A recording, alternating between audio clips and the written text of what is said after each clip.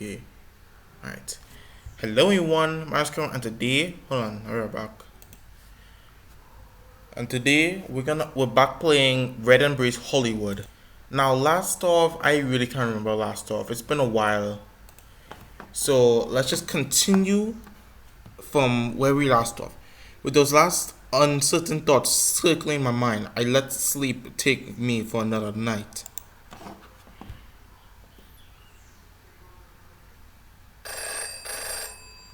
Ring ring. My deathly nap was cut short by the phone nearby. I lurched upright and reached out for the receiver, holding it to my ear. Hello? Hey. Max, is that you? Oh, it's Randall. Wow, I didn't think you'd be up this early in the night. Actually, I never went to sleep, so you're half right, I guess. But they're probably why I'm tapping this call right now. So I'm not gonna talk all about all that graffiti you and me sprayed in the hotel last night. Oh, we did what? We did that? Randall let out a certain roar of laughter that nearly deafened me, and probably scared the pants off at any silent eavesdroppers. Anyway, rise and shine, kid. Sorry if I woke you up. How do you feel about coming out to help me with something tonight? Good chance for you to get out of that prison hotel. Well, what do you have in mind exactly? Huh, that's a smart answer. Wouldn't want to come all the way out here just for me to hold you a ski mask and say we're robbing a bank. But don't worry, we'll only do that on Tuesdays. He cleared his throat noisily as if he was trying to force down a chuckle. Truth is, some vampire hunters had been sniffing around not far from the beach. There are different guys from that photo crew earlier. Probably part of the group that's been harassing us for the past few weeks. His tone grew more serious and slightly longer. Hesitant pauses separated his words. Normally they're not a problem, but they're getting smarter. Hunting us down individually instead of as a group. Getting better rifles and equipment. We've had some injuries and some losses.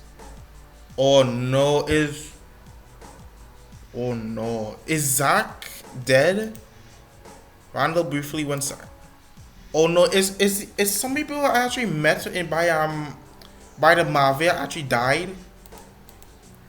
Or like them characters that we never seen? Oh no, please don't tell me one of them actually died. So tonight we need to scare them off. Okay, alright, thank goodness. Tonight we need to scare them off as good as we can. Make sure they won't pose a problem for us anymore. Good opportunity for you to see with your own eyes what we're up against. And Queen shouldn't mind, since hunters are out to get all of us. Alright, I'm ready. Where should I meet you? Dang, with that kind of attitude, you deserve a promotion. I should write you a recommendation letter for Shari's. Randall let out a gravely chuckle that rasped into my ear. Alright, meet me on the beach as soon as you can. Or Max, maybe don't wear your nice shoes. You never know how things will end up. Oh, alright, my 1995 Jordans, okay. After we said our goodbyes, I quickly threw on my clothes and hurried outside, wondering what happened. Wondering what just to expect. Oh my goodness. I was finally going to get to see these hunters Heath had mentioned a while back. I wonder if there were anything like the vampire hunters I've seen in movies. Maybe or maybe not, I don't know.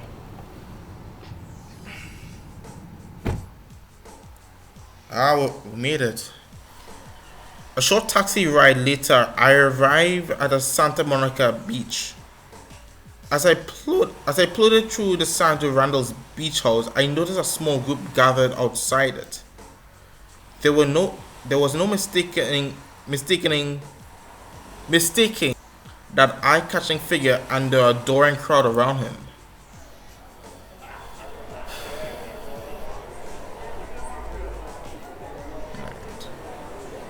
There, alright, newbie. Glad you decided to turn up. When I wandered up to Randall's side, he reached out to squeeze my shoulder, letting his large palm rest there for a few moments. Hey, it's Max. Oh man, Randall, you didn't tell us we could bring a date? The other Marva playfully called out, apparently in high spirits. They all looked lightly armed, a few with pistols, some with knives. Maybe they preferred hand-to-hand combat. Date? Who said anything about dates? I just thought it'd be a good idea to have an Iskari on hand. Never know when you might need to hypnotize somebody.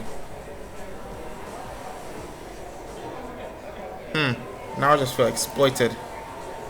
Hey, don't be like that. Just think of it as an unpaid internship.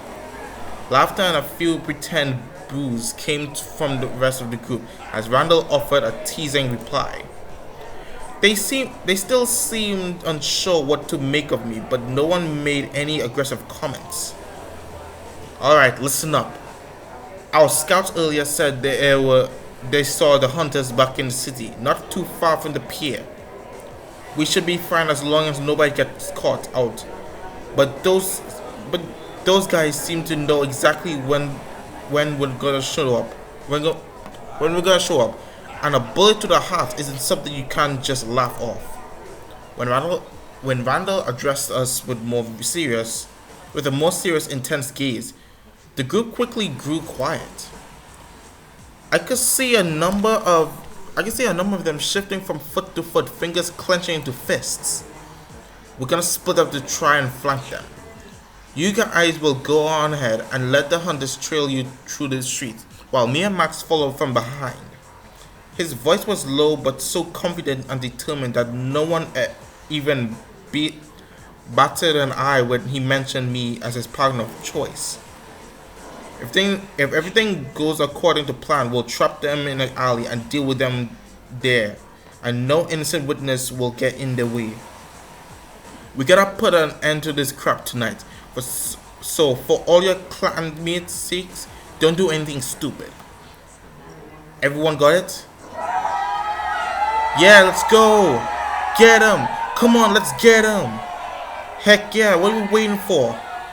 As the group quickly worked back to the eager, loud fervor, rustling with excitement to turn the hunters into prey. Randall glanced down at me, his brow knitting slightly. You ready for this, newbie? I called you down because I knew you could handle it. I like to believe people are a lot stronger than they think they are.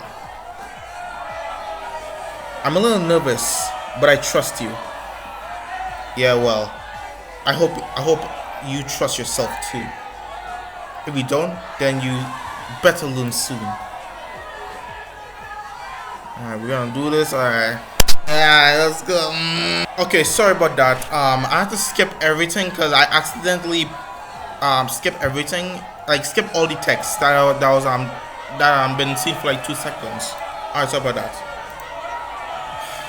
I didn't mean to skip everything. Alright, everyone. Let's show these guys that you don't mess with Marva. And with a last rallying cry, we left the beach for the Santa Monica streets. Randall and I stayed behind, letting the rest of the group go ahead. We could track their scent afterwards. After a few minutes have passed, we began to cautiously follow them. Okay, so yeah. At Randall's request, I kept a careful watch for anyone on the street who looked suspicious. Of course, considering an unusual types out at 1 a.m. in Santa Monica, it wasn't a particularly easy task. When we rounded our corner, Randall simply turned beside me, his eyes narrowing into slits. Curious, I followed his gaze to the other side of the street, where a quiet, oddly dressed group was briskly walking along. Their large, loose jackets definitely weren't just a bad fashion trend. I had a feeling they were hiding weapons under there. There they are. Keep walking. Don't lose sight of them.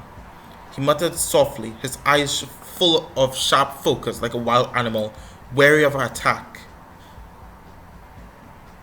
They're probably following the others. Yeah, they're moving fast, not just loafing around. Alright, sorry about that. I had to move from there because sun is really bright. Right. I caught a hint of worry in this low whisper. We trailed the hunters along the road, keeping enough of a distance not attract their attention. Luckily, the streets were still flecked with people wandering around, so we weren't entirely alone. If everything was going to plan, Randall's clanmates were leading us to the good ambush spot.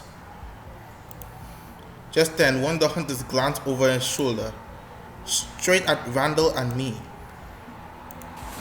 Without warning, Randall suddenly reached out to grab my hand. His bandaged palm pressed against mine, and he wrapped his large, callous fingers around my own. Hold on silently. I said nothing, but avoided the hunter's piercing gaze as best as I could. What Randall was doing seemed obvious, but not hopefully it wasn't too transparent of an act. For a tense few moments, the hunter's eyes seemed to stare right through us. He had to have guessed. We definitely looked suspicious, especially since Randall didn't exactly blend into his surroundings. But finally, after what felt like forever, the hunter's gaze shifted to someone else on the street. The group kept walking instead of turning around to blow our brains out, which was probably a good sign. Randall let out a long, relieved exhale by my side. Rather than releasing my hand, though, he kept his grip tight, pulling me along a little faster. Are you gonna let go of my hand now? Oh, yeah, sorry. With a faint snicker, Randall released my hand, though his eyes stayed fixed on the hunter's back. Hurrying down the street, we followed the hunters into a wide alley. Was this the ambush point? I didn't catch the scent of Randall's clanmates down the road, so they must have turned off somewhere. Maybe the Marva took a shortcut, or else the hunters had lost them. When we were halfway down the alley, the human group disappeared around the corner. The next second, Randall stopped dead in his tracks. Crap. I got a real bad feeling of all of a sudden. He paused, closing his eyes. It seemed like he was visibly straining his senses as if to smell or hear or detect something in the distance. What is it, boy? What is it, boy? No. Maybe we should turn back.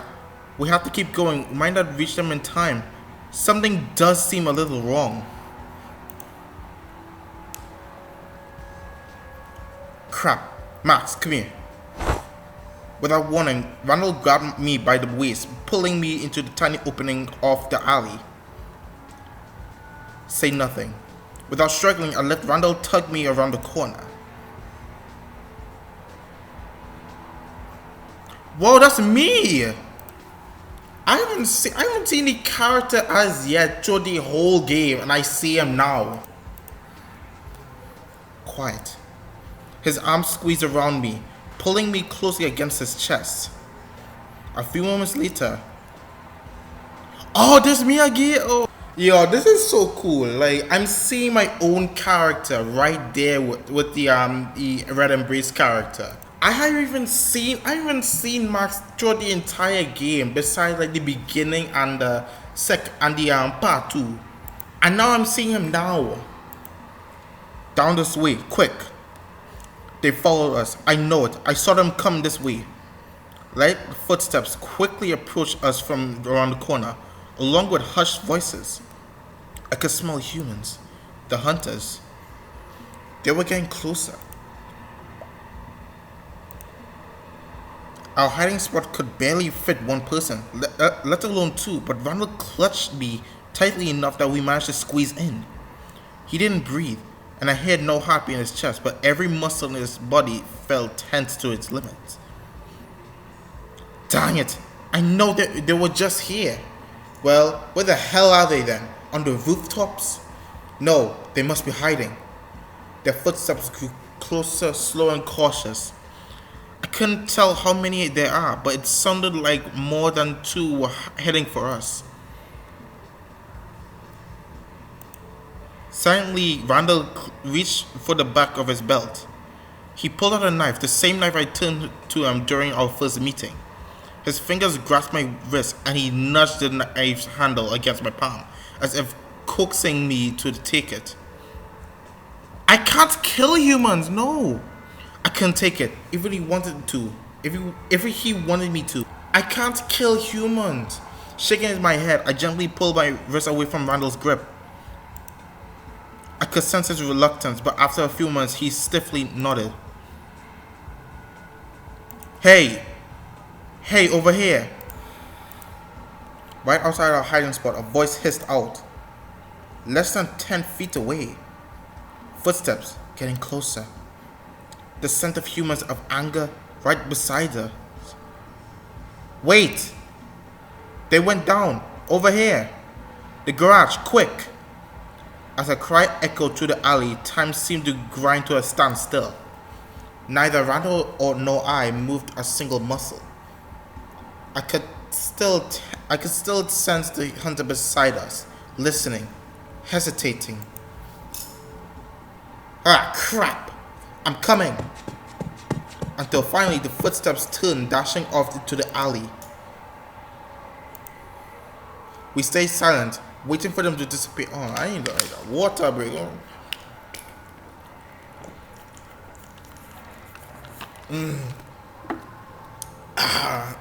Ugh. There was a distant crash, a metal scraping sound. And then, nothing. Dang it. Those idiots didn't stick to the plan. Oh no. Randall let an abrupt hiss, releasing me from his grip and darting around the corner. I followed him quickly, not wanting him to be left behind with hunters prowling around. It sounds like they went to the garage instead, so we're gonna have to go down too. Wait, what if it's a trap? Then we're just gonna have to be extra careful. We don't leave each other behind. He paused, staring into space at something I couldn't see, but only for a split second. The next moment, Randall turned and bolted for the nearby parking garage. As I followed him closely, I heard the distant sound of shouting and gunfire, echoing somewhere deep inside. 1 level, 2, 3. The voices grew louder. Oh no.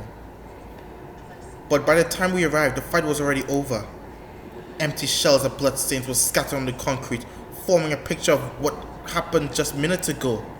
No one seemed to be seriously hurt, save for a few small injuries that were mending fast. Only one Marva was slumped against the wall, gunshot wounds, open like potholes in her body. But they seemed to be slowly healing, and judging from her groans, she was still alive. As for the hunters, a few of them lay motionless on the ground, face down. Judging from the shrieking in the distance, the rest had fled or were being chased off. The one hunter was still alive, struggling under the boot of a familiar vampire. What? Just let me go, please! Oh, it's Jack, not Zach. Okay. I'll give it all up. I promise. I'll never come near you again. He panted heavily. His fingers scrabbled against the concrete floor as Jack kept him pinned down. No, he's a lying piece of crap. Okay. The wounded Marva against the wall suddenly screamed out, pointing an accusing finger at the hunter. Every time we play catch and release, they always come back to kill us. I've lost friends to these worthless bloodbags. I don't care if they're humans. They should all just die. Max. Randall suddenly turned to me. The look in his eyes was intensely serious, and yet somehow also strangely detached. You saw what happened. I heard what he said. I wanted to tell me something. What what do you think he deserves? Oh my gosh. I think he should be killed. No, we can't kill humans because we were human. Let's turn him. No, we cannot turn anyone. I don't want to turn people. Just let him go. I don't want to kill people. Oh no. Oh. I don't want to turn him either. Oh. Fine. I'm letting him go. The hunter's eyes flew wide, at once full of relief and lingering terror. Randall seemed to hesitate for a moment. His gaze flicked between me and the hunter and briefly the injured Marva. But soon he gave a small nod to Jack, who slowly lifted his boot off the hunter. Thank you, thank you, thank you. I heard some of the Marva muttering disapproval, but no one seemed ready to loudly object. Now, before you get your pathetic but far away from the city, I want you to tell me something. How the hell has your group been figuring out our locations?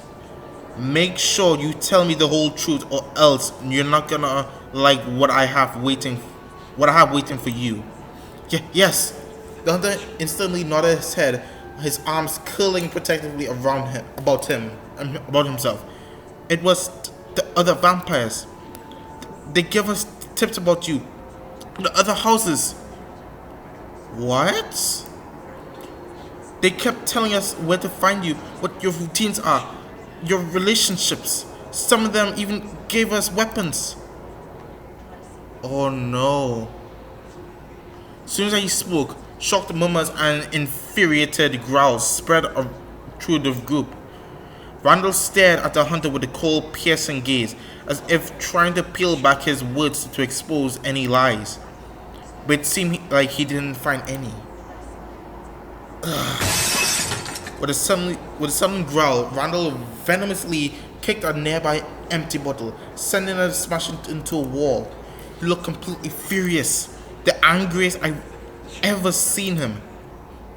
Go. Randall muttered a single word to the hunter, who jolted like he'd been struck.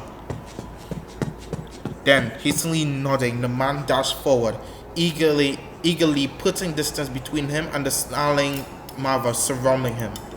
But when he passed my side, he stopped for a moment to stare wide-eyed at me.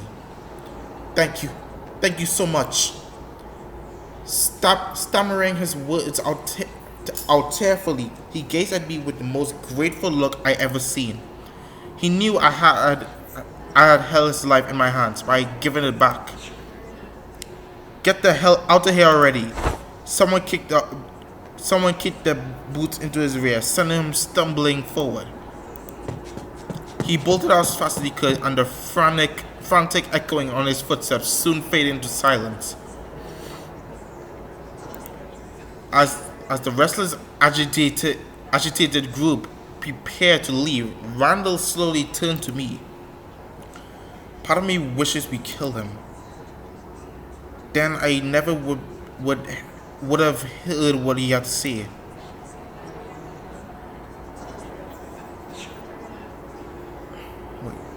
What if he's lying? No, he cannot lie. Then what?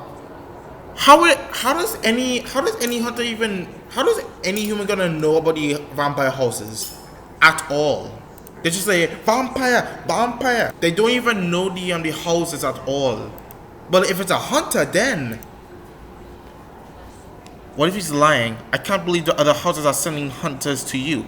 Wouldn't you turn the hunters on the other houses if you could? I can't believe the other houses are sending hunters to you. I don't want to believe it either. They never admit to it, so it's pointless to even say anything. But normal humans wouldn't able to. Right, exactly.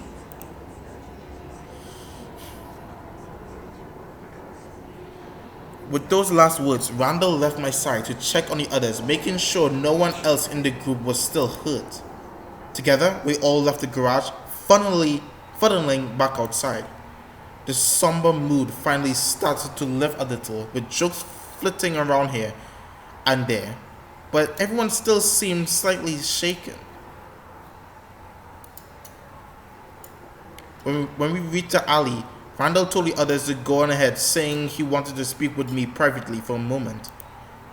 Before long, it was just the two of us standing on the empty, silent asphalt. Max. After hesitating briefly, Randall reached out a hand, placing his bandaged palm on my shoulder with a tight squeeze. I hope you're not too mad at me for asking you to come. I knew things would get rough and I thought it'd be a good experience for you, but maybe it went too far. He offered me a faint, apologetic smile, shaking his head. All the hunters we dealt with in the past never gave us much of a problem. Usually just morons from some half-Christian cult with sawed-off shotguns, thinking they're the modern-day Knights Templar. But these guys, if they were really sent by the other houses, then it's just another reason why we had to end this war. This whole situation only gonna get worse until the infighting stops. So maybe tonight help toughen you up for the future. It was a hard lesson, but I think I needed it. Where will things go next? I don't know if it was a hard lesson, but I think I needed it. Got you feel that way at least. Better you see things as they are now rather than later, when they'll even be uglier. Well, when they'll even be uglier. Randall let his gaze fall to the ground, dragged down by some brooding thought. But soon he heaved a huge sigh, glancing back to me with a smile weakly tugging at his lips. His hands lift from my shoulder to gently ruffle my hair, and a trace of the usual sparkle returned to his eyes. Well, listen, don't let it get you down too much. None of our guys were lost tonight, anyway. And hey, we made a close escape with that hiding place, so just like something out of a movie, huh? It was pretty near, I admit. You were a good co-star. If this is all a movie, I think I need to tell you. If it is all a movie, I like to tell the director he's a crapbag. Yeah, that makes two of us. Francis Ford Crapola got a sixth sense of humor. His own pun made him break out in booming laughter, his hands clapping together delightedly. Alright, I'm gonna get out of here before any more hunters come, and you should head back somewhere safe too. But I hope I'll catch you soon, Max. Real soon. Next time, maybe you should go back to drinking.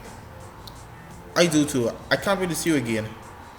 And it's mutual. You really something else, but wherever you are, I like it. Go on now, and don't talk to any strangers on your way home.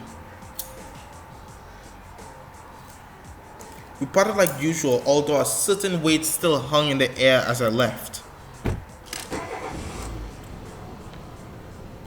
As I grabbed a taxi to ride back to the hotel, the tension and energy of the night slowly dissipated, leaving me exhausted. I didn't fully understand how my new body worked, but it seemed to get drained just like humans did.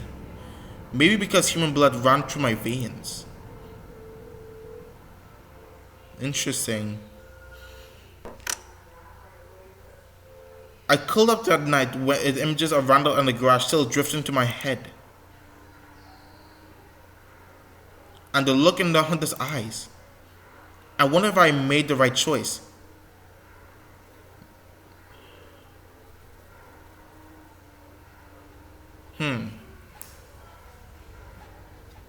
Oh crap, sorry about that. Okay. The next night, there was no sign of a message from Shari's. Nothing from Randall either. For once, then I had a completely free night. Still, despite my immortal lifespan, I felt like I probably shouldn't laze around in bed or watch the entire VHS collection of the Fresh Prince of Bel-Air. For some reason, was tucked into my TV cabinet. Oh, okay. Instead, something much stronger was tempting me. A meeting with the Golgotha leader. Oh yeah. I felt a strange, insistent pull towards him, towards the cemetery. What if it's the Golgotha, or what if it is the Golgotha? What if it's actually our house? There's something wrong here. There's literally something. Maybe it has to be the Golgotha. I don't know. It was like it was like an unseen. It was like an unseen will tangling with my own. My gut feeling told me I'd be safe. If he really wanted to kill or capture me, I already given him plenty of chances. But before I went to meet him, I need to feed again. Venturing somewhere potentially dangerous without fresh blood seemed like a bad idea. Blood bag, obviously. I don't want to drink David's blood. Come on now, this ain't right. Grab a bag off the fridge. I gulped it down. Not terrible. They were always labeled with their blood type, and I decided on what was relatively tasteless. Type O negative.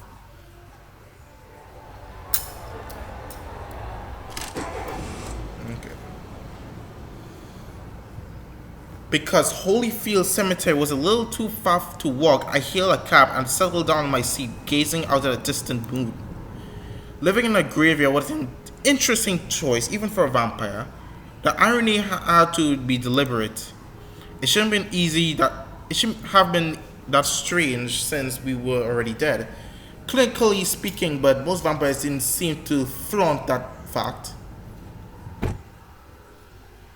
The entrance to the cemetery almost looked like it belonged to a mansion. I reached out to testingly push the elegant towering iron gates, wondering if they were locked. But they loudly creaked open at the first hint of my touch, all too eager to beckon me inside. Oh my goodness, look at all these people. All these graves.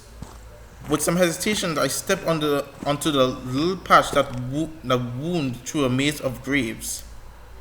It was dark, almost unnaturally dark, and the thin mist curled sluggishly among the headstones. I couldn't deny the cemetery's haunting beauty. The watchful statues, the towering trees, the rigid lamps that cast an eerie sheen on whatever they struck, everything seemed preserved in time. Far in the distance, I saw the city lights glowing brightly like electric fireflies drifting through darkness. My eyes fell from glittering skyscrapers down to the cold grave tombstones surrounding me. The atmosphere of graveyards like this made me feel nervous, intrigued, and enthralled. Made me feel nervous.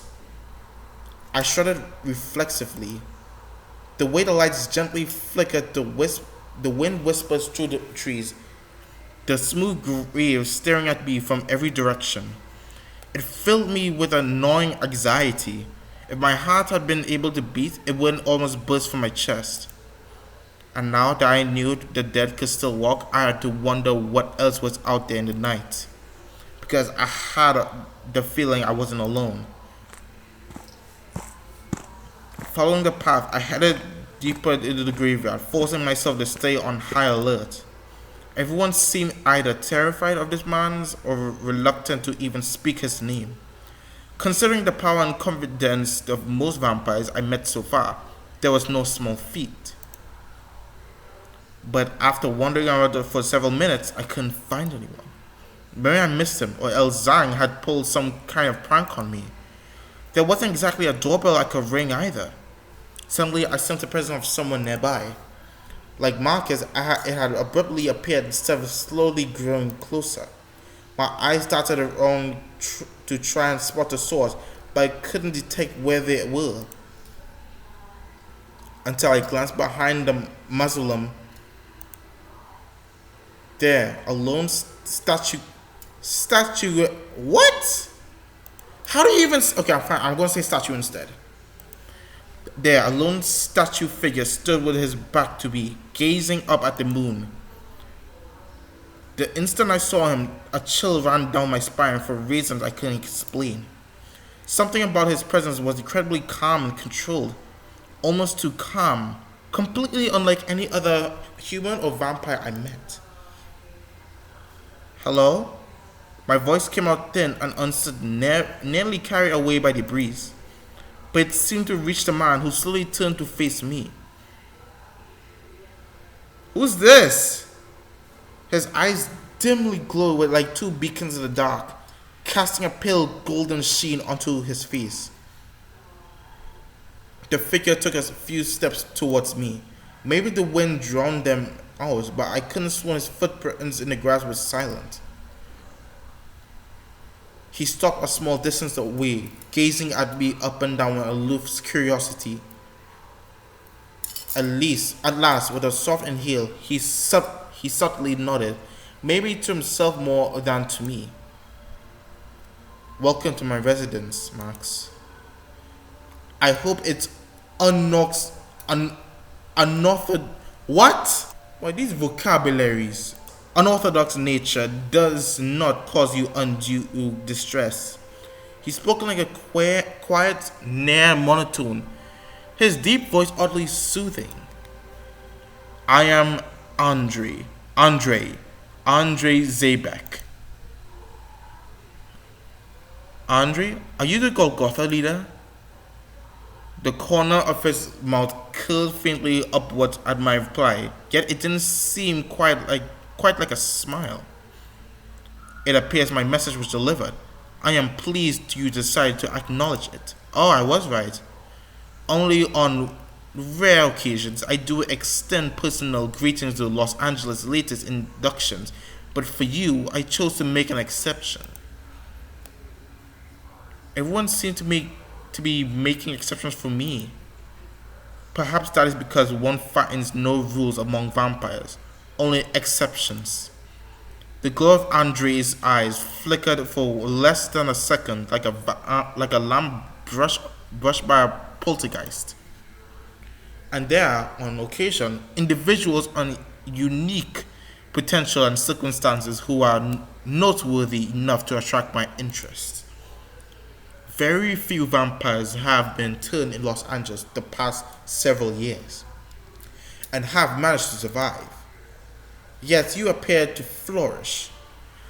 As nascent as you are in your development, I feel as if you hold great promise.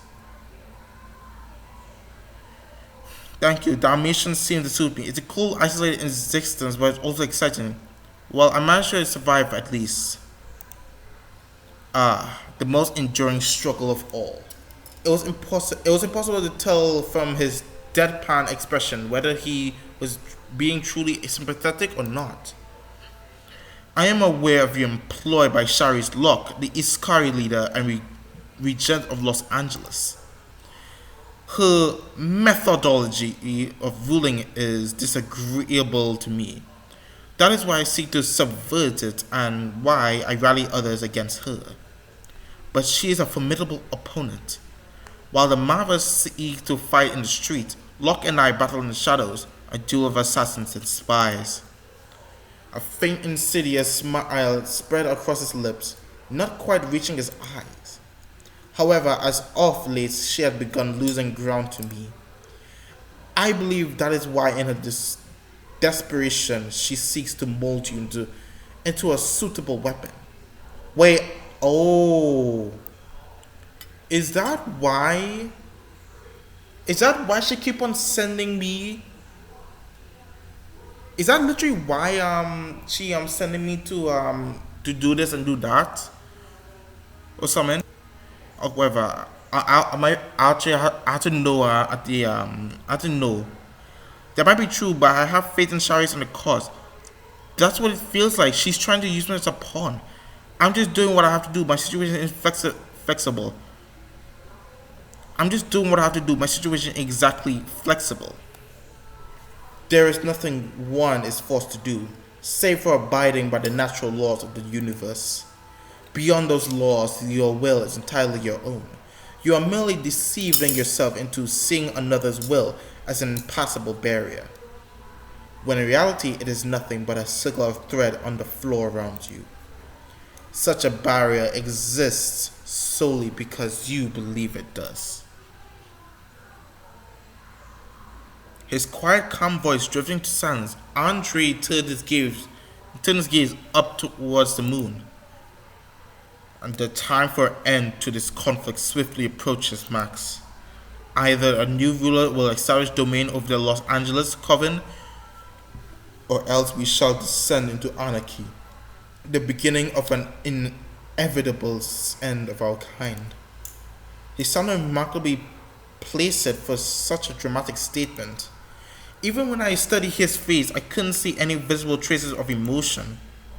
My assistants serve as my eyes and ears, unseen and unheard, absorbing all that would be hidden as they move along the dead. But with current tensions between the houses, their range is limited. Andrew felt Andrew felt purposefully silent, allowing his thin smile to finish in his implication. Are you asking me to be a spy? I'm already technically spying for Randall. Well, maybe I can. Are you asking me to be a spy? To a minor extent, yes. Unlike your arrangement with Iskari in my employ, you will be treated fairly and with due respect. Join me, and I can promise you to elevated seat in the new government I intend to establish. Thanks for the offer, but I can't join you. I see. How unfortunate. Andrew's tone remained flat, but his brows twitched tightly. But nonetheless, I respect your decision. Perhaps our path may one day cross again, although it seems unlikely. You won't let me come back here? It is inadvisable for you to do so. Those who guarded this resting place are swift to set upon vampires, not judge as allies or without explicit invitation to enter.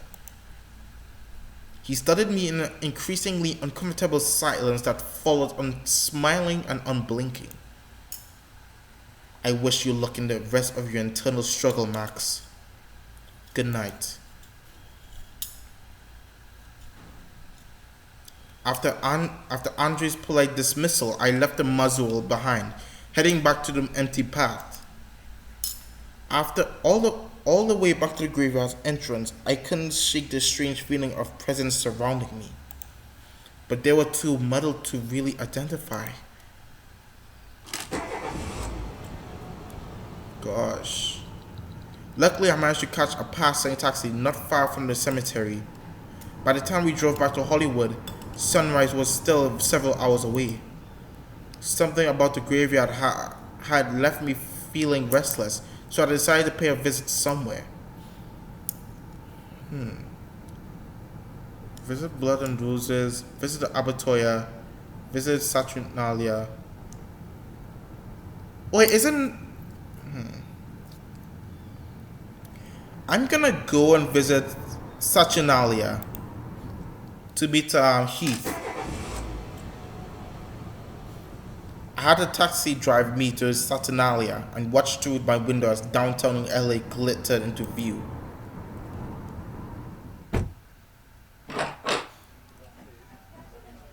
There was no sign of Heath tonight, only some Iskari quietly nursing their drinks. I thought I remembered their faces from the hotel, but I wasn't sure. Let's leave.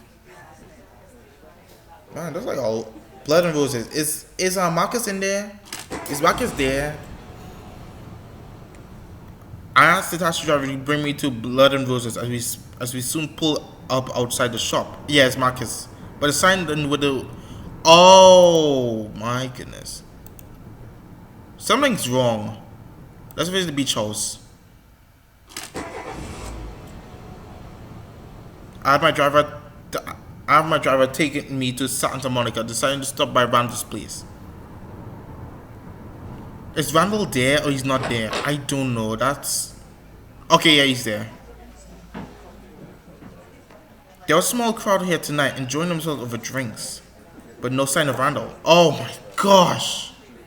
Randall's not even here? I shift towards one of the groups trying to find an opening in the conversation.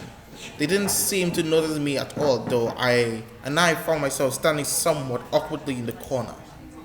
Hi there, can I speak with you for a moment?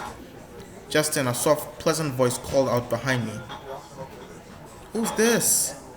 I turned to see a short girl studying me with a curious look, her eyes neatly peering into my face. I was right, you're Max, aren't you?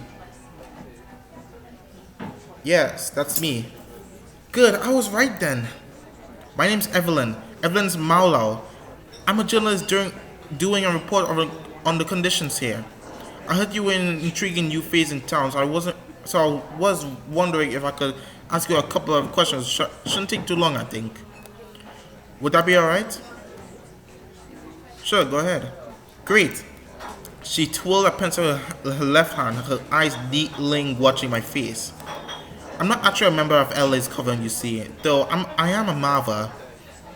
I come from London, where I'm something from an activist, and I'm visiting to research the conditions in the city. From the way Evelyn wrinkled her nose at conditions, I could tell she didn't find them too appealing. Since you're more of a newcomer to LA and our lifestyle, I thought you have some interesting thoughts to share. Let's see here. She thoughtfully plucked out the front of a loose shirt with one hand fiddling with a small notebook in the other. It seems Randall and his clan are mostly in favor of total anarchy, no plans for a new system of government if they overthrow Sharis. What are your thoughts on a chaotic situation on that, Max? It's pretty short-sighted. Peace won't last for long with anarchy. I think it could work if Randall oversees things. We can implement laws later if we need them. You can't govern vampires if you can humans. You can't govern vampires like you can humans. They have to rule themselves.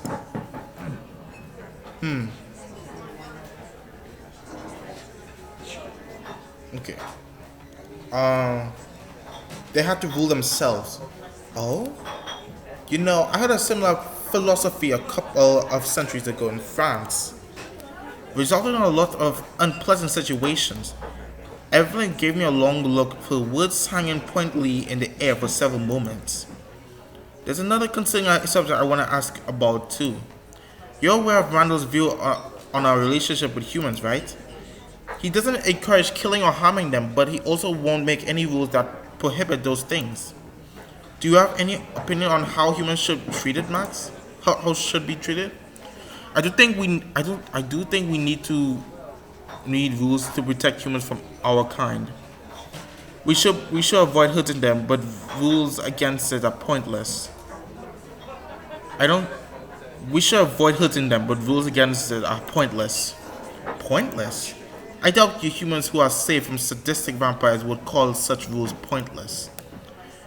Our driving instinct is to prey on humans. You can't make laws against it. With or without rules, there's still... Humans are... Oh, crap. Humans are more in danger from each other than us.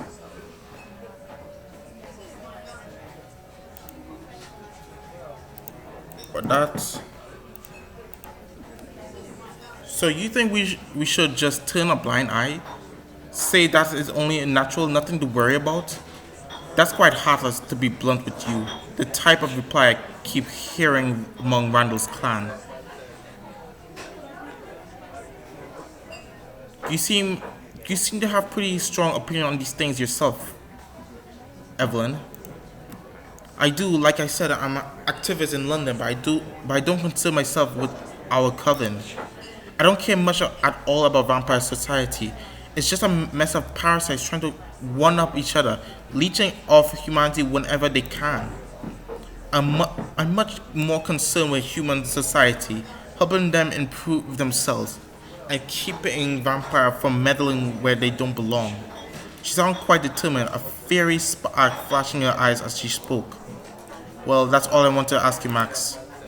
I'll be heading off now. Thanks for your answers, Max.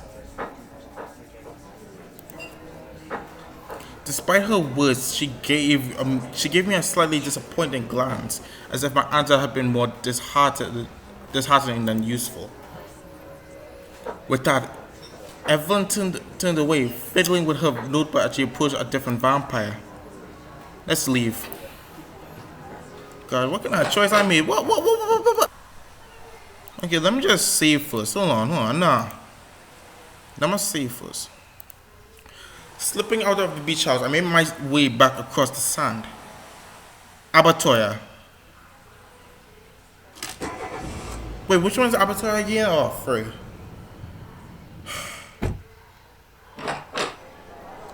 Oh, the club, right. The club seemed fairly quiet tonight. Unlike last time, I sensed more humans than vampires. But over by the hallway, I caught a glimpse of Alucia's eye catching here. Chat with Alucia. Okay, Alucia is right there. Okay. Alucia is actually there. I wandered over towards Alucia, who was idly chatting with a small group around her. She didn't seem to notice my presence at first, but once our gazes met, she beckoned me over with an energetic wave. Hello, darling. What's something if you plan to stop by again? Was wondering if you plan to stop by again. Well, I can keep you out of my thoughts. I actually want to chat with you a little more. Well, I'm all ears. Anything you like to ask or talk about? It's a bit loud here, but I'm listening. Tell me about yourself. Me? I'm supposed you might call me a libertine, if you want to be rude. Rudely accurate. She snickered, but her smile slowly faded into a more sober expression.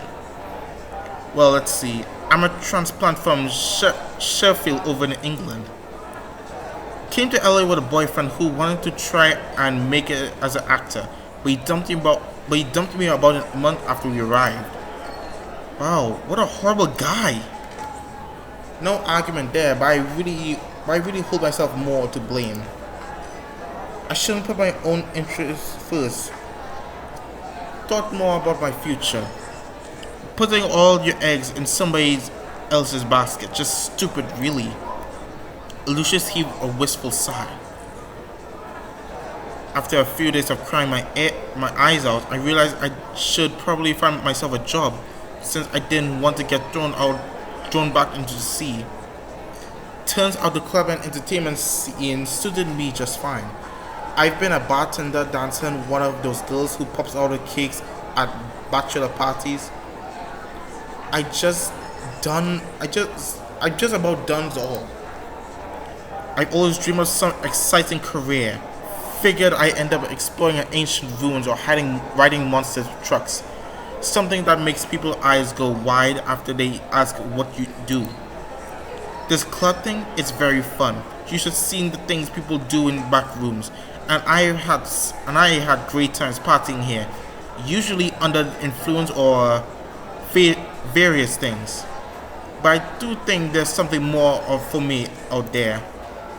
I'll have to find new thrills before long, and even though I'm not sure where they are yet, finding out is part of the fun, don't you think? As she finished, a little spark returns to her eyes. Have you ever wanted to become a vampire? Oh, I thought about it. Quite a lot, actually. Got plenty of offers too, especially now that all vampires except the Iskara ignoring Sharis don't bite someone unless mommy says so rule. But I think I'd really be miserable as a vampire. I had no idea what to do with all that time, and even worse, I wouldn't be able to eat lava cakes anymore. Oh yeah, that's true, cause they can only drink blood and that's it. They can't even eat human food. Well then again, they can actually drink alcohol and anything else, but they can't even eat food. Much rather live faster, die young. I don't want to see myself becoming some cynical old spinster in the body of a 30-year-old. Despite her worried tone, she seemed a little uncertain. How did you first learn about vampires? Yeah, that's what I want to know. Through Marcus, actually. I'm sure you know him, right? He was a pretty first vampire I ever met. And was he ever an interesting tour guide for the underworld? little baby goth that I was. I never been so excited in my life. Real. Vampires real, not just a kinky fantasy. Of course, I learned later on that the vampire life isn't all roses and bloody tears and romance, and a lot of you have it pretty rough. But I'm glad I got to learn about them, even if I can't watch what Nosferatu or something without imagining him wandering inside Marcus' shop. What does it feel like to be drunk from? Darling, I can't even describe it. You must have felt it once when you returned. Although the memory is probably fuzzy now. It's just so amazing, almost too amazing. She let out a long sigh, but curiously enough, I saw a brief wistfulness flickering through her eyes. Actually, I passed her first few times, but after I spent a few months as a blood pet, I started remembering the sensations little by little. It's a cheaper, easier high than just about any drug, and probably safer too, as long as you're not getting sucked dry. But that adds to the thrill, I suppose. By the way, that Iscari they sent to me, cutest butt I ever seen in years. Good job. That's all for now, I think. That is it. Have a lovely night then, darling. Alright, that's it. So he's not in the bar. Randall's not even in the beach house. Marcus not even in the shop. The only character I met is Alusha. Winking at me, Alusha turned to saunter away, fluffing at her hair with one hand. I'm not getting a drink. I'm heading outside. I feel like. Right. I left the noisy interior of the club, returning to the street. It was later than I expected, which meant I should probably settle in before morning. Time seemed to pass so quickly, even though I was technically immortal now. Okay. That said, there's nowhere else to go. Just as I stepped back inside my room. At the moment, an anxious knocking echoed from nearby, but it wasn't at the door. It was coming from the window. And the face peering in at me was Vandals? He seemed to be shouting something, pounding his knuckles on the thick glass. Swallowing my astonishment, I rushed over to let him inside. Ooh, thanks, newbie. After clambering inside somewhat ungratefully, Randall brushed back to his windswept hair and offered me a bright grin. Now, before you even start, I know what you're thinking. I was doing just fine out there until the wind decided to pick up. Then I had one of those oh crap, how do I get in this situation moments. Dang, why'd they decide to put you so high up? It's like Queen is really trying to lock you away in this tower. Christ. He grumbled under his breath, but I could tell he was enjoying himself. You could seriously gotten hurt. What were you thinking? How do you get up here in the first place? Wait, yeah, how do you get up in the first place? Listen, those are the details. They're not important. I'm here now, and that's a bigger problem for you to worry about. I really do. Why you risk coming here in person? I'm not complaining. I wish you spontaneously appear more often. Experience that before I throw you back. Why you risk yourself? Randall paused, scratching at his beard. It looks like he was trying to hide a smile, but gave up halfway through.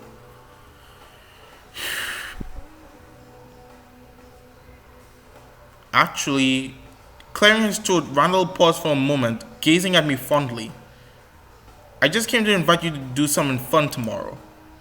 Though about just calling you up, but hell, it was a good excuse to see your face again. I guess you take the phrase dropping on someone pretty literally. Well, it would have been a little more dramatic if your window had been locked, but whatever. Next time. Anyway, I was being serious about you coming along with me. So this is band, the Alchemical Man. Up and coming rock stars, they're getting pretty famous. Their frontman is the crazy guy who calls himself cardamom for a stage name. His real name is something boring as hell, like Adam.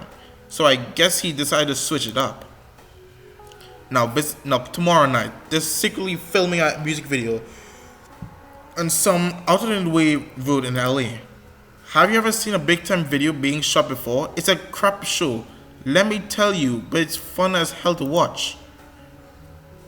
It sounds like fun to me. I'll come along, sure. There you go, kid. We're gonna have a blast. Randall grinned warmly at me, not attempting to hide his delight. Alright, now we got that all straightened out. One more question before I figure out how the hell did you get out of here. Anything happened to you recently? Any stuff with Queen's secret plans or some crap? Anything just plain weird?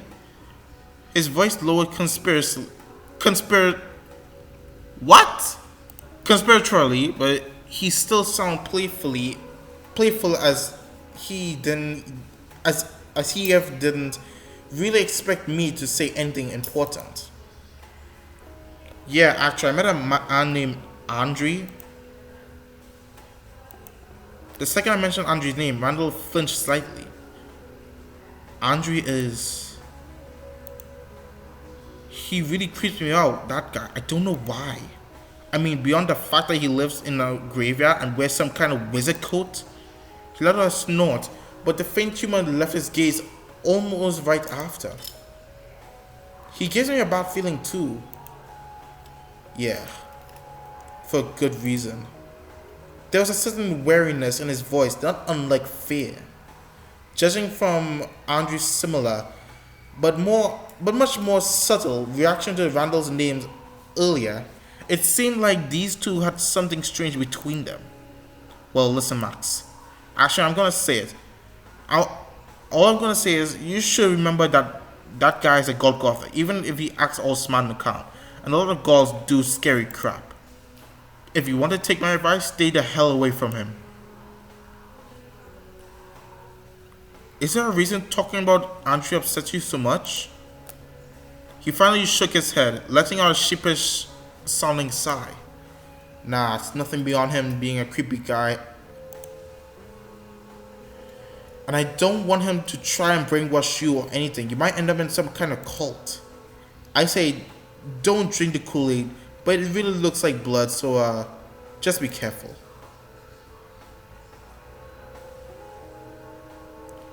Hey, listen. Much as I hate to say it, I should probably get going before they notice all the broken window and knocking out guards. Gosh, I'm really dehydrated.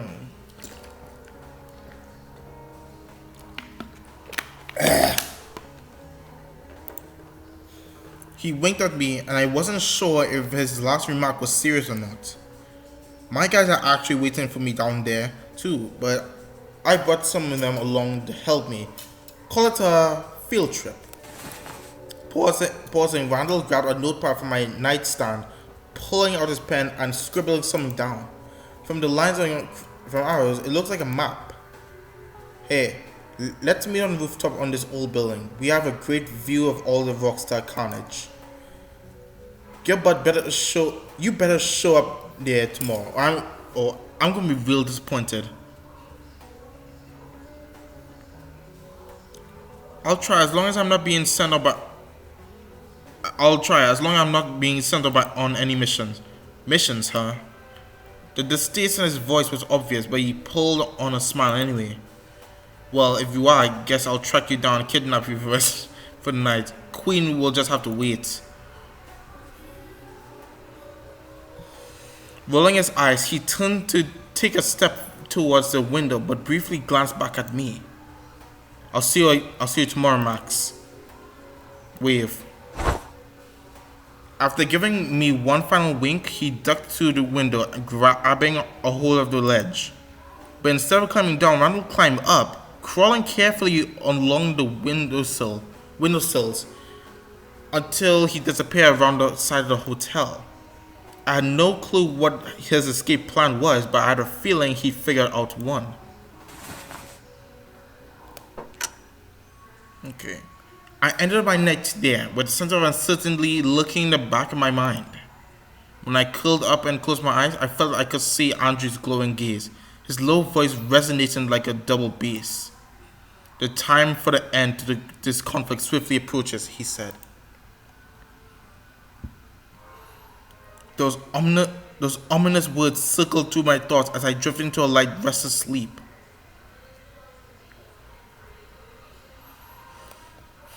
Okay, how long is this game?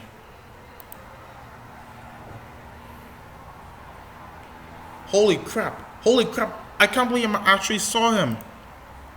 Babe, could you lower your voice a little? I know you're excited, but he's just another celebrity. No, you don't understand, Jessica. He was right there. Holy crap, that was so cool.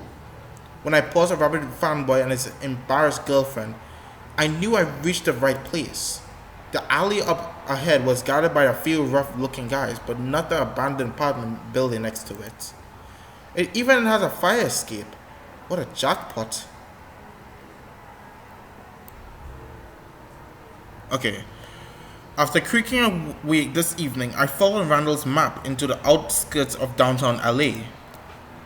I wasn't entirely sure what to expect or why he'd chosen a video shoot as our rendezvous, but he always seemed to have something in mind, even if he wasn't aware of it himself. After I climbed to the top of the stairs, I still had to make my way to the rooftop. Randall wasn't around to help me out, so I carefully edged my way along a few window ledges, looking for footprints wherever I could. As a vampire, a big fall probably wouldn't hurt me, but I didn't really want to take any chances. Let me see it first.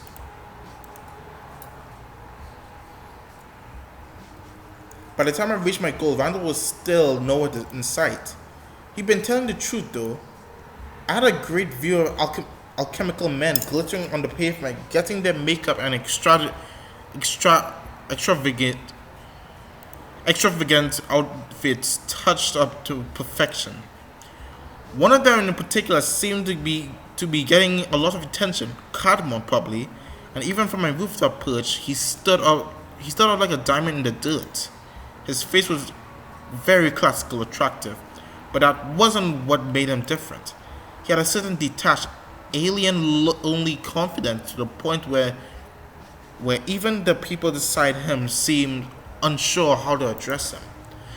He acted like a typical mischievous rock star, playfully sabotaging the crew here and there, making out with his bandmates for the shock value, lifting the director in the bridal carry just to mess with him. But somehow, no matter how close he got into someone, he still seemed to be walking far off world. For some reason, I had a curious thought that his situation wasn't so different from mine. Hey, hope you save a seat for me, Mr. Randall. A warm voice rang out nearby, jerking me back to the moment. Is Randall? Yes, Randall. Randall jogged out to my side like someone late to a movie. He must have snuck up to the roof when I wasn't paying attention. Oh crap, they're already here. Has the band set anyone on fire yet? Thankfully, no. What's this thankfully? Come on, what's your sense of adventure? He clicked his tongue at me, shaking his head in mock admonishment. Well, Cadman's already up to something, or at least that's what the papers say, so this should be fun time. With a grunt, Randall lowered himself down beside me, letting his legs hang over the rooftop edge. Luckily, no one on the film crew seemed to notice us, or else they weren't being paid enough to care.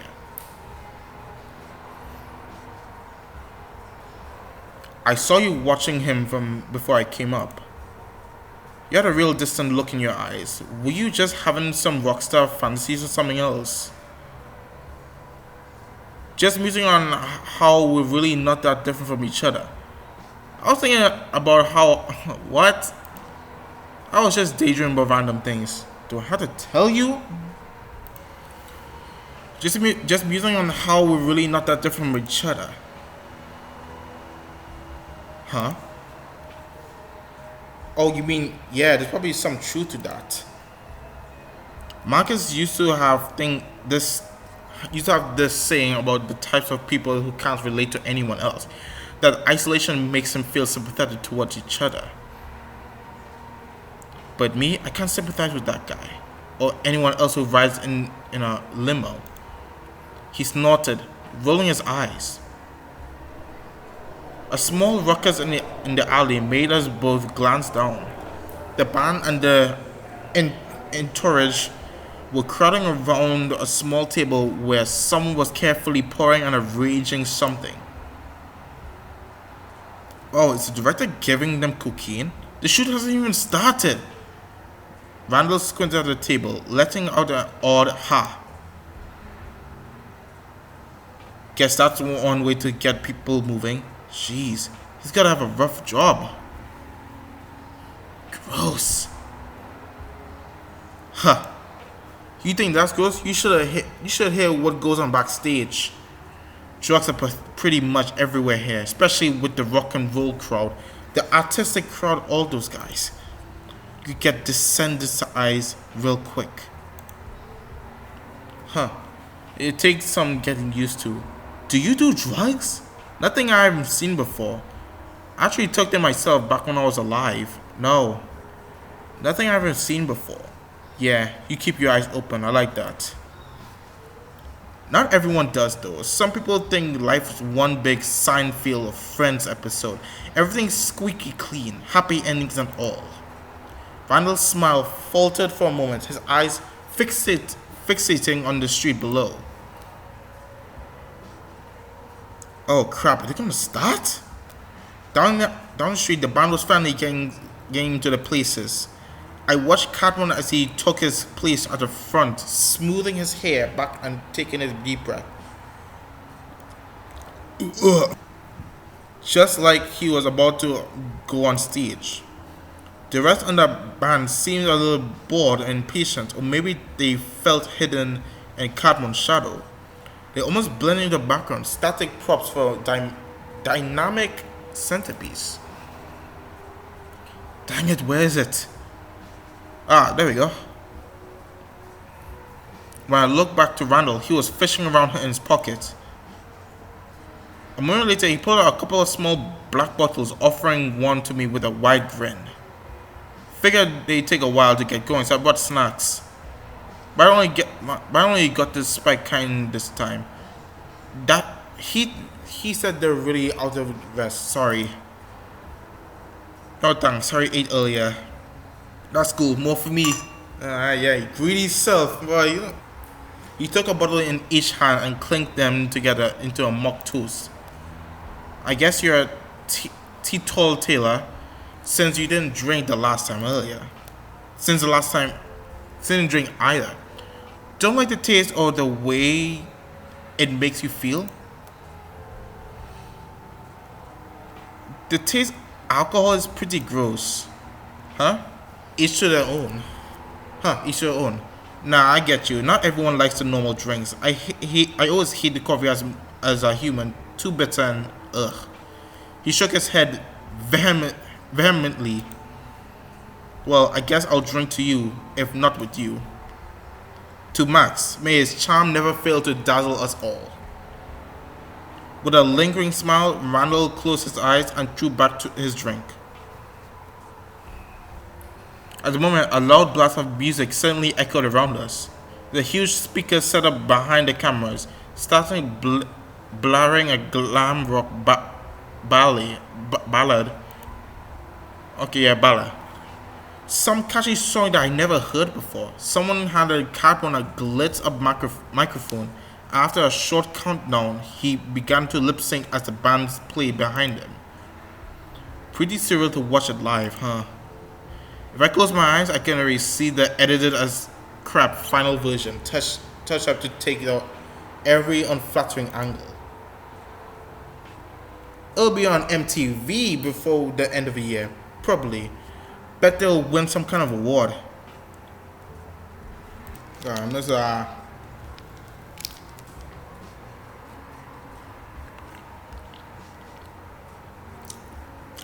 Alright. bad. I took another one.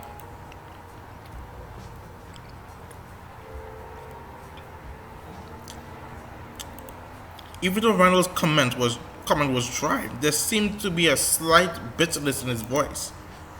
A short silence fell between us as we watched the first take. Randall absorbed it with unusual focus. I couldn't blame him. It felt like a spell had fallen over the alley. The glowing singer looked like he was drowning completely in his character. And even from the distance, I could see a strangely real emotion expressed in his movements. It was like a type of intensity that usually led to self-destruction, like a star burning too bright and too fast.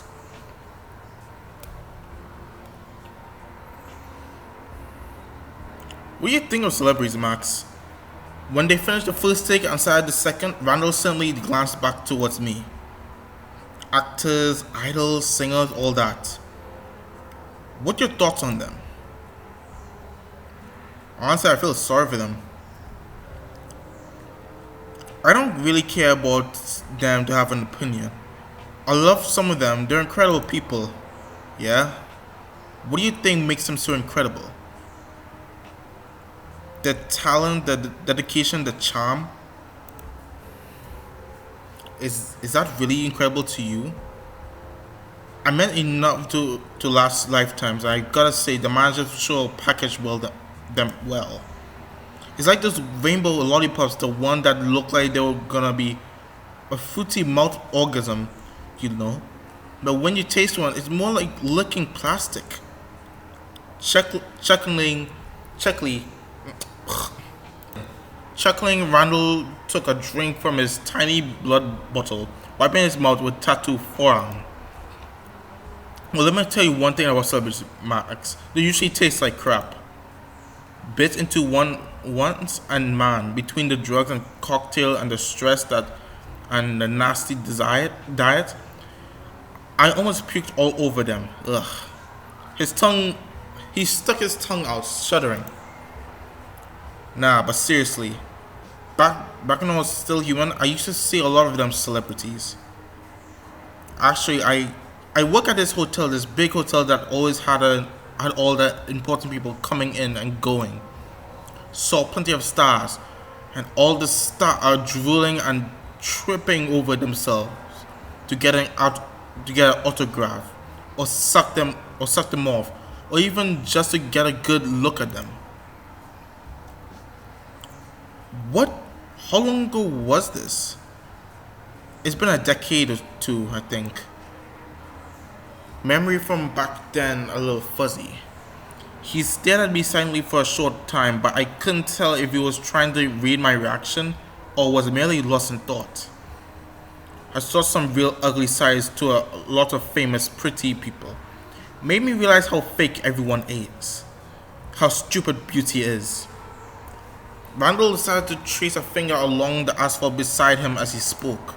I realized he was sketching out invisible figures, even though his gaze was focused on the filming below. You know, they tell you you're a beautiful, special star. Everyone loves you. God loves you. But then you get your crap kicked in for if you got a dumb haircut at school. And on the TV, they show you some white blonde family with ear-to-ear grins, cause they got all the right T-shirts, and listen to all the right music and support to right causes. Makes you feel like crap if you're doing something wrong if you're not the same as they are. He sighed, letting out a slightly sheepish chuckle. You get what I'm saying at all, or does it sound like bullcrap? I know what you mean. I never fit in either. Randall visibly relaxed a little at that, and as our eyes met, his gaze seemed to soften, taking on an almost affectionate light. Huh, I'll admit, with you being Iskari and all, I was expecting you to say something you were the star of high school prom or something. You know, I always get along the easiest with people who are damaged.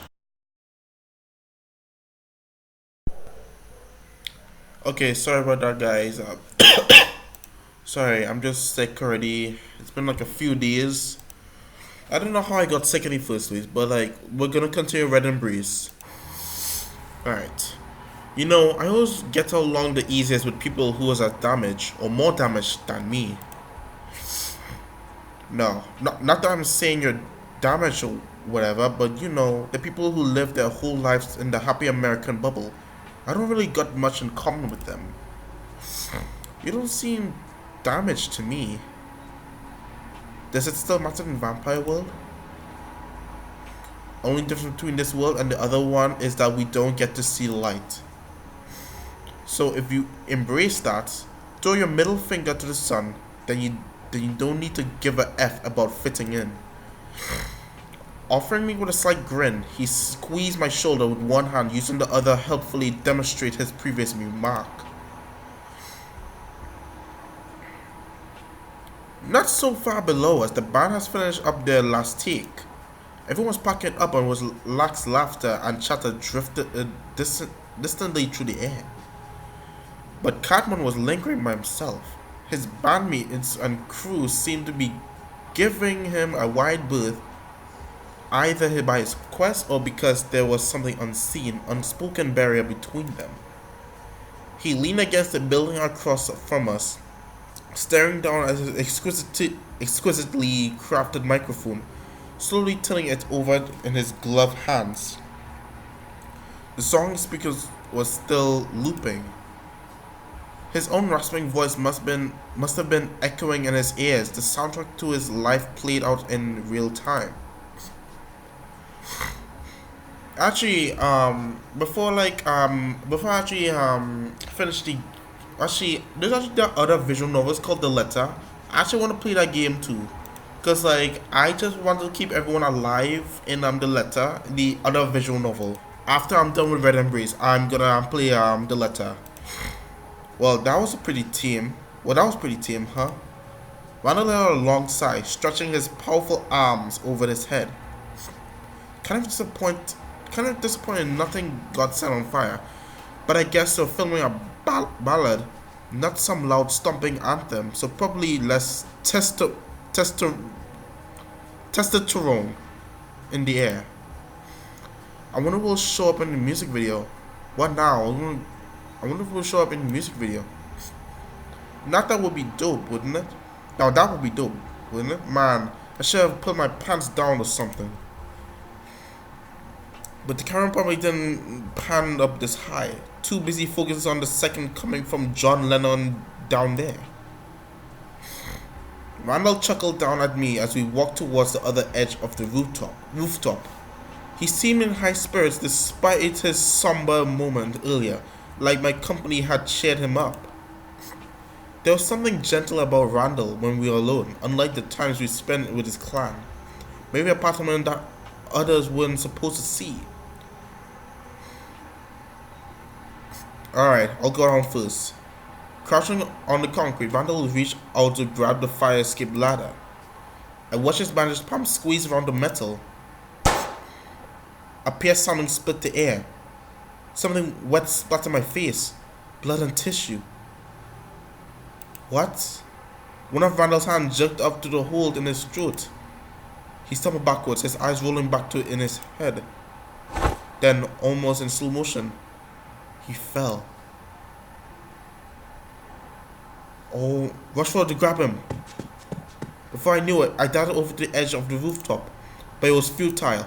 I couldn't move fast enough. Oh my god. Oh my gosh, he got shot, but Randall hadn't hit the ground. Somehow he managed to catch onto the ladder, and a loud stream of hisses and swearing reached me from below. Look for who shot him. My eyes started to the building across the street. The second I turned my head, a figure by the window was suddenly moved. They moved too fast for me to glimpse their features, but they clearly had been watching me. Oh my gosh. When I jerked my gaze back to Randall, he already almost lowered himself to the ground. A pool of blood has splattered below him, but seems to still have some strength. This man got shot? By the time I quickly slid down the ladder, he was already on the pavement, hissing through his teeth. Christ, the coward. When he pulled his hand away, his bandaged palm was soaked with blood, its bitter smell burning my senses. We need to get out of here, now. Not gonna argue there. Ugh. The hole in Randall's neck... In his neck? I don't think his hand. Literally his neck. The hole in Randall's neck was sealing over, but his words still sounded painful. At that moment, a loud shout sharply echoed nearby. Then the sound of footsteps running on asphalt, the presence of vampires. It sounded like a large group approaching us at an alarming pace. Wait for them to arrive? Randall, we should hide? Get ready for a fight. My body tensed and I lowered slowly into a crouch.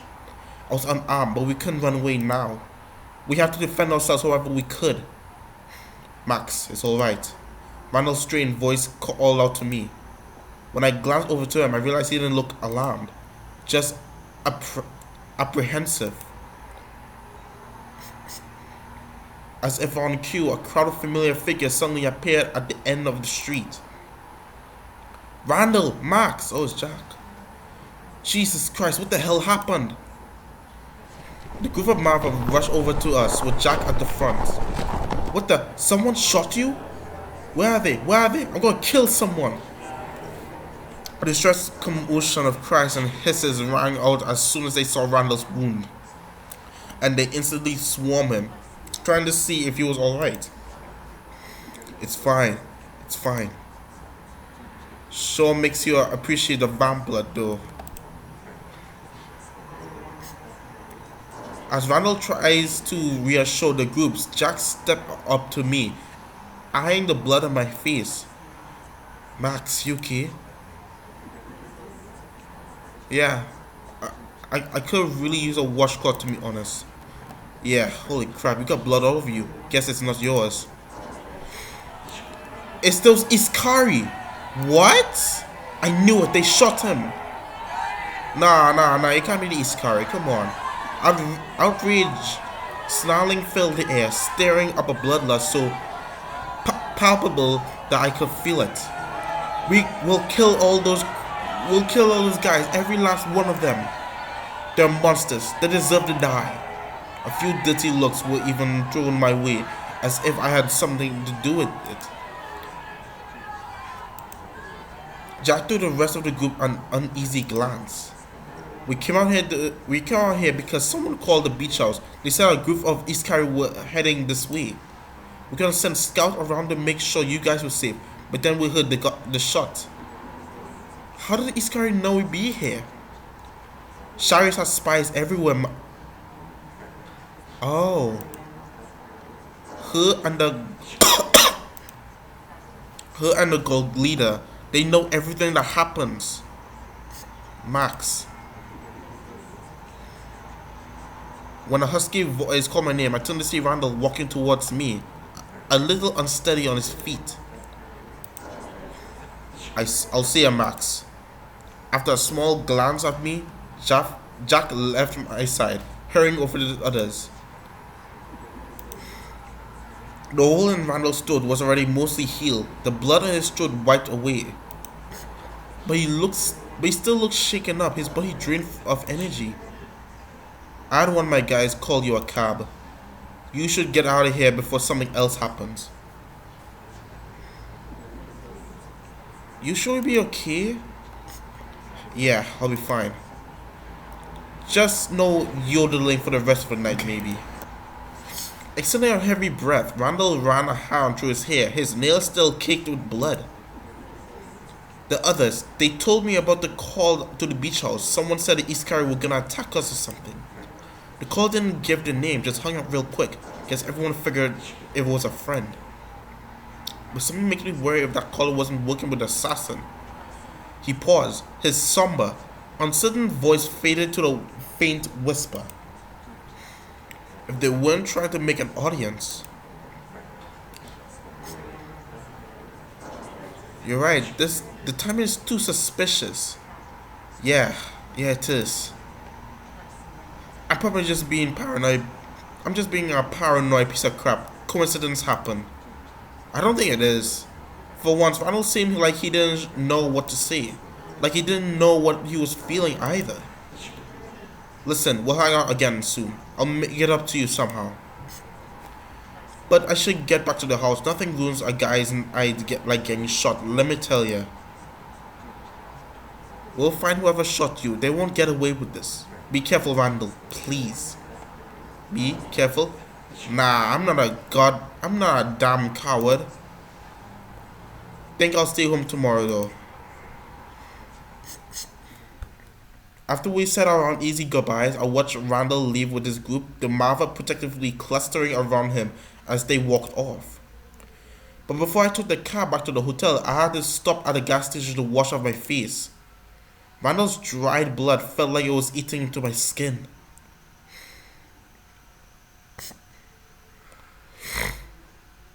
Go back here, alright, 2 seconds, alright.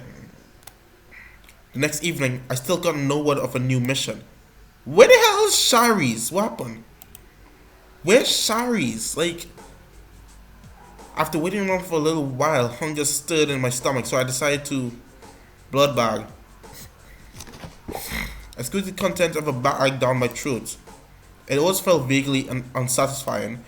Maybe I could ask room service for a martini glass, and that make it taste better.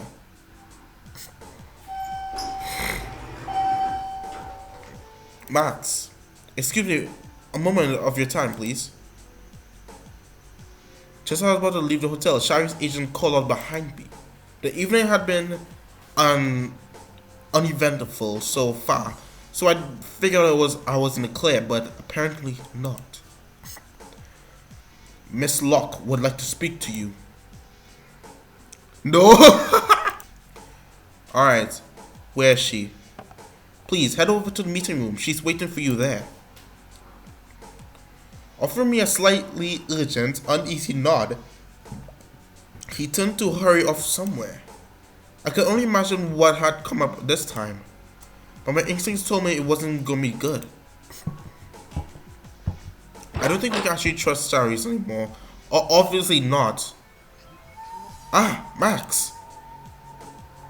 You're welcome change from what I've been dealing with recently. When I entered the meeting room, Shari's rose from her seat, approaching me with slow, deliberate strides. The troubled look in her eyes instantly confirmed my suspicions. Well, I won't mince words. Just as you might already guess, I am in need of your services. Last night there was another murder. Oh my goodness. Shari's paused for a long few minutes, briefly biting her lip. The body was mutilated, his ears and the eyes cut out, wires stuffed into the sockets. This makes the third victim from this hidden killer, and only the third victim whose body we found. There may very well be others who have yet to be uncovered. We can't afford to ignore the situation. I agree, they may target you or me next. You are very much correct. It is a great hazard to all of us and needs to be dealt with swiftly. She shook her head intently, letting out a strange sigh. We believe the killer regularly returns to the sewers where the previous bodies have been found because the stench makes even distant scents very difficult to track. Sorry. However, right before I ask you here, I received word that my agent lost contact with her partner by the Sunset Strip. She tracked his scent to the sewers but called for help rather than risk entering by herself. Smart idea, she must have learned from the horror cliches. Indeed, as close as it sounds, charging unprepared after a murder to rescue someone is a recipe for death. Now, if we were to send a large group, I have no doubt that our killer would easily realize that they have been discovered. This person must be extraordinarily sensitive to the presence of others, as they've somehow avoided detection so far. Therefore, I tend to send only 2 agents. Kendrick, one of my most combat skilled assistants, and you. I'm gonna find them, Sharice. This ends tonight. Fine, I'll take care of it. Hang on a second, why me? But I can't really fight. I'm gonna find them, Sharice. This ends tonight. I have every faith in you, Max. That is why I'm assigning you to this task. Her brow furrowed into a deep, unhappy line. There are weapons I've left for you at the front desk, just in case they're necessary. Good luck, Max. Make sure you return intact. I'll be back with the killer, or what's left of them. Everyone Okay, I'll find them.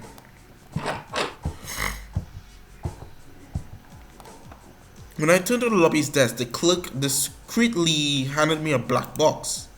It held an expensive looking combat knife and a Glock handgun, complete with a small amount of ammunition. I tucked the weapons in my jacket, wondering if I end up needing them. Oh, we're gonna do Resident Evil style. Got a Glock and a knife. I am so sorry. Outside, Shari's car was waiting for me. I climbed into the back seat where my partner was already slouched inside. What if my partner was gonna die first? Obviously. And then I'm the only one alone. Okay, I don't know why Shari sent you. Honestly, I don't really care. Kendrick, a short tan man with a hooked nose and a beady eyes, gave me this disparaging look. All I need to know is this. What's your combat experience like? I ain't been in a lot of fights. I know what I'm doing. Not much, but I can handle a gun. I never fought anyone before. I never fought anyone before. Ugh. Alright, just point to the end with the hole at the bad guy. And remember to take off the safety, okay? I'm sure you'll figure it out. And that was the extent of our conversation during the car ride. The perpetually silent driver took us straight to the Sunset Strip, or more accurately, a few blocks down, where the missing agent had disappeared. We're back here already, 2 seconds. My senses were already prickling on the high alert as I stepped out of the car. Motioning for me to follow, Kendrick carefully stalked down the nearest alley, one hand tucked into his jacket. Sure enough, a manhole cover on the ground was slightly cracked open, marked by the lingering presence of a vampire. We crawled down the ladder, dropping into the rat-infested depths. The sewer's potent smell instantly clouded my head, and Kendrick wrinkled his nose in disgust. Why it had to be the sewer? Wow. Well, real estate is pretty expensive these days. Cute. Wait, you heard that one? Sign. Snorting with contempt, Kendrick pulled out his own gun and starting to creep forward. Watch the back. Stay close to me. He gestures for me to turn sideways, following him with my back to the wall. This yeah, we're going to do Resident Evil. Alright, I'm done. Now, cautious formation, we started to slowly move along the sewer path. The acidic smell of vampire blood arose over the stench, taking us deeper into the tunnels. I could tell Kendrick felt just as anxious as I did, maybe more so. His eyes darted around constantly, lips pulled back to show his gritted teeth. My head. As we rounded the next corner, something caught my eye behind us. I instinctively jumped back, squinting to try and make it out, but it was only a rat hopping out of the water. Alright. I turned around, hurrying to catch with Kendrick, but he was gone. Oh no, he dead. I could still detect its presence, but it was quickly getting distant. How did he vanish so suddenly? There was only one choice. I had to follow him.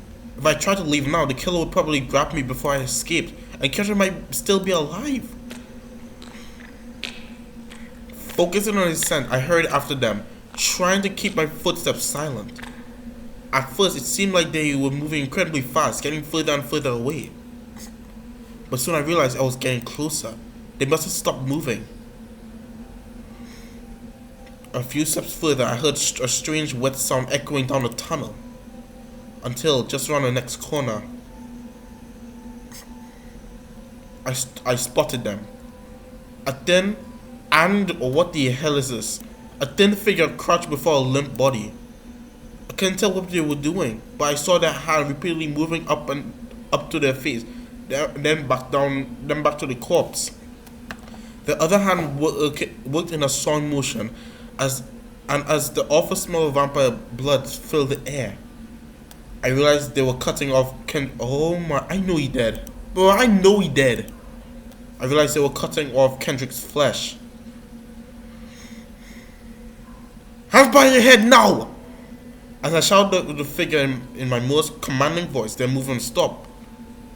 Who was it? What the hell?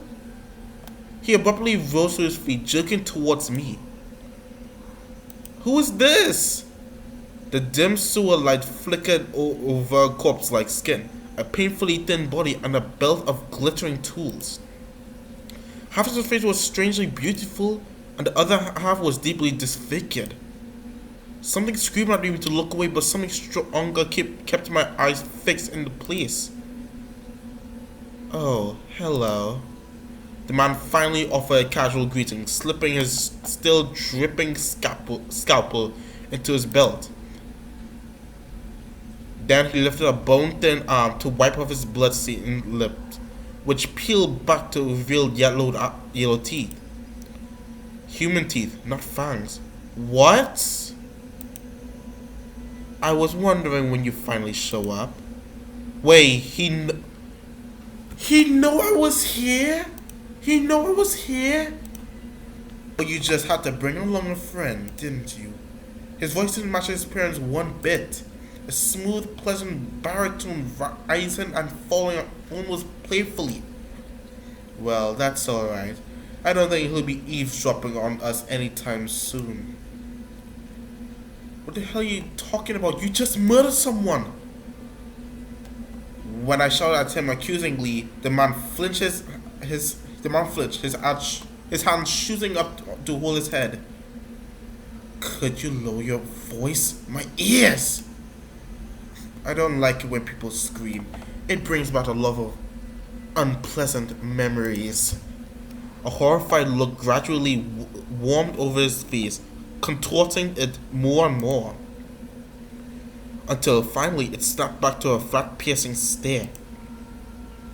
Right, you don't know who I am, do you? No, of course you won't. You could call me Lazarus. But you might know me as the one who's supposed to get bitten. What? What? That's the target? Nah, no way, no way. Okay, I gotta save this first before I do anything. This man was meant to be the target. He's meant to transform into a vampire, but someone else got me instead. What? You mean at the abattoir? What happened? Don't worry, we'll get to that in a second. I want to clear something up though. I'm not a murderer. I'm a vampire hunter, which makes me the hero here, not the villain. But you look like a villain. You look like Two-Face. You know, like soldiers, policemen, the guy who flips the electric chair switch. You can't compare yourself to those people. But I just did. Lapsing into silence, he gave me a smile that lasted several seconds, growing more uncertainly by the moment. This man's meant to be bitten. Oh, the green eyes. I remember now.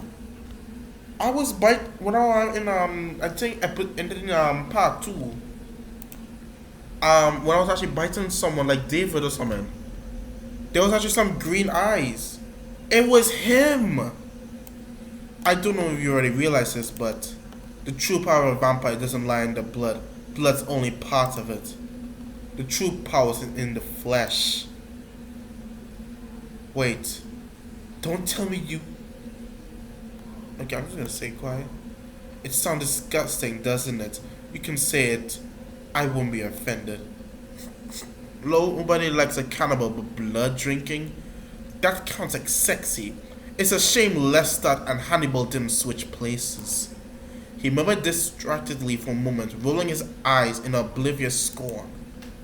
But yes, that's part of the reason why I hunt vampires. The more vampires I kill and eat, the stronger I get. Oh, he eat. Oh my goodness, this man's worse than Hannibal. In fact, I already got more power than a lot of your kind. I guess you could call it a vicious cycle. Why are you so intent on getting power? See, I don't have any big plans. Not anymore. I don't want to take over the world or even Los Angeles. I just want to keep doing what I'm doing. He nonchalantly gestured to Kendrick's ripped open corpse, bony shoulders lifting in a shrug. Everybody needs an outlet. Killing is just how I medicate. Like difficult hands-on therapy. But I'm a very difficult hands-on person. As if to illustrate his point, Lazarus brushed a palm across his corseted waist. The truth is, I've been hunting vampires for some time now. Used to hunt a lot less often, without all the showmanship. I was afraid I'd get caught and killed. Most hunters are. Until one day, Sharice took notice of my efforts and contacted me. His voice abruptly grew strained. He kept smiling at me, but the look seemed frozen on his face, like someone has a gun against the back of his head. She and I, we made a deal. I'd get turned and serve her, and she'd take care of me. It sounded so nice. Lazarus took a long, deep breath, his emaciated chest rising and falling. So there was I, waiting inside the club, ready to graciously accept my promotion. It never came though. My apology afterwards didn't come either. See, at first, I thought it might be God playing one of his bad jokes. When he's not letting kids get raped or giving people cancer, he really likes to torture me.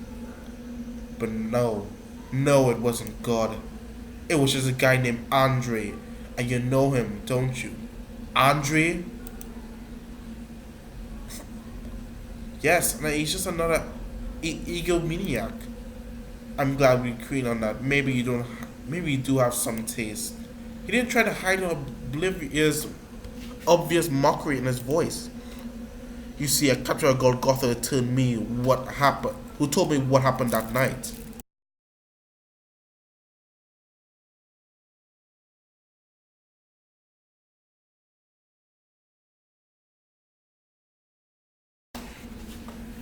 Andre offered him to capture the Iskari who was supposed to turn me.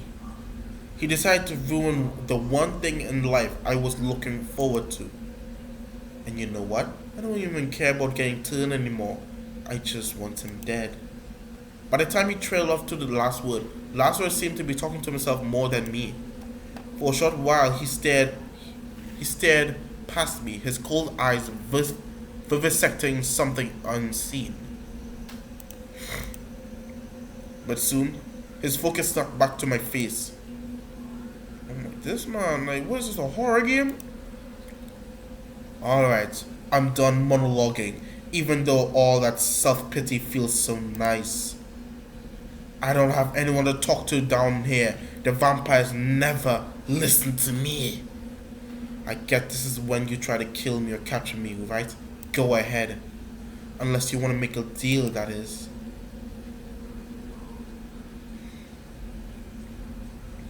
Okay, what kind of deal? I never make a deal with you. All I want is to get out of here. I'll leave you in peace. No, I'll never make a deal with you. Huh? That's a shame, but I didn't expect anything less. You're Iskari, aren't you? Oh, no, I gotta drink some water.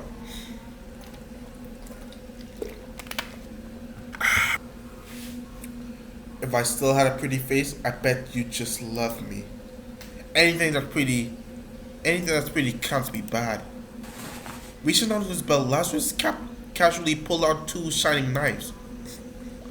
Put yourself in my shoes and imagine how much I hate you right now, just for existing at all. Soon as those words left his mouth, well, he suddenly charged towards me, his knife outstretched. Hold on, I gotta like, okay, I saved the game. I had to, okay, fight back. Grabbing my pistol, I fired 3 rapid shots at him. Careful with that, but he dodged them easily, moving unnaturally fast. His movement was strangely graceful, almost like he was dancing. If it were that easy, I'd already be dead. Lazarus slipped past me, clicking his tongue, and for the moment I thought he decided to stop. But the next second, a dull pain ripped through my side. I took down to see blood oozing from a deep cut, dripping into my feet. See what a good eye gets you, Max? Lazarus' sing-song laughter filled my ear, as if he did a backflip because of my vision, moving in a blur of speed. Even when I enhanced skills, I couldn't keep up with his erratic movements. I fired another set of rounds at his skeletal figure. This man's stabbing me! But another bolt of pain tore into my back. Oh, look at that. I think I can see a spine. I guess you do have one after all. Okay, keep fighting. Bullets clearly weren't going to work. As blood poured from my open wounds, I yanked out my knife, raising it defensively. Copycat. Twirling his bloody knives, Lazarus rolled his eyes and charged for me again. This man, but I wasn't fast enough to parry. This time, his knife ripped into my legs, tearing all the way to the bone. I fell to my knees, gasping in pain, blood gushing into the growing pool around me, soaking into my clothes. Even though my wounds were slowly healing, it wasn't fast enough. I could feel myself getting weaker. I don't really know what you expected. I could hear Lazarus' confused voice somewhere above me. Then his skeletal fingers grasped my chin, pulling it up. Oh my god. If any Iskari could kill me, I'd already be dead. You're not special. But I already gave my speech, so I won't waste our time here. Lifting his knife, he brought a cold razor-sharp metal to my throat. But he paused for a second, slowly running his tongue across his chapped lips. Just so you know, I'm not planning on eating you. Because you might like it. Oh no, am I dead? Oh, I'm not oh. Oh, I thought it was actually like some choice. Oh, I'm not supposed to die. Oh, obviously I'm not supposed to die. Well, let's turn and run. Without hesitation, I turned on my heel and dashed away. I didn't want to fight him, and I didn't know if I could. Running from your problems, you have to be faster than that. Lazarus raced behind me, dangerously close to my heels. Even though he was human, he didn't even strain to keep up with me. In fact, his feet barely seemed to hit the ground, flying forward at an incredible speed. Pulling on every ounce of my strength, I pushed myself as fast as I could.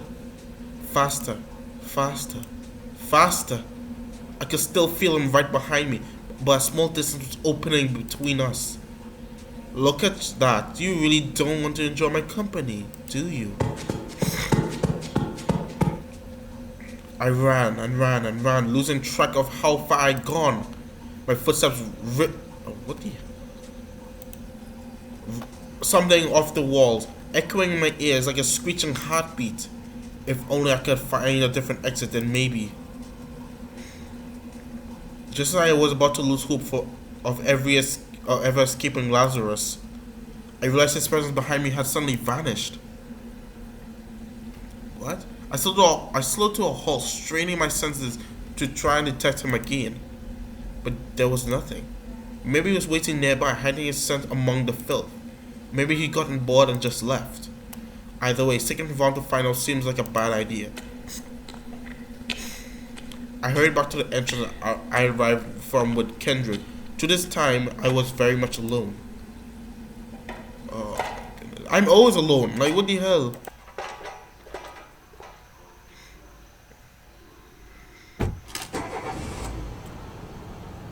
Now we're all. Every single time, we're always alone. Shari's car was still where Kendrick and I had left it, with the driver silently sitting inside. When I climbed in alone, he didn't say anything about my missing companion. And he didn't wait before taking off into the streets either.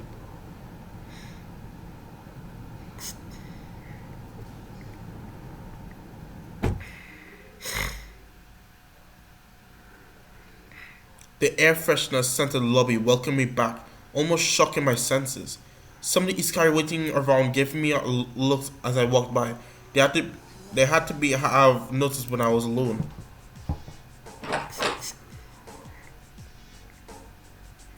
And that, and at this rate, well, as soon as I step inside the meeting room, Sharice abruptly cut off her words to the agent. So about that, they both stared at me for a few moments, obviously trying to figure out what happened. Max,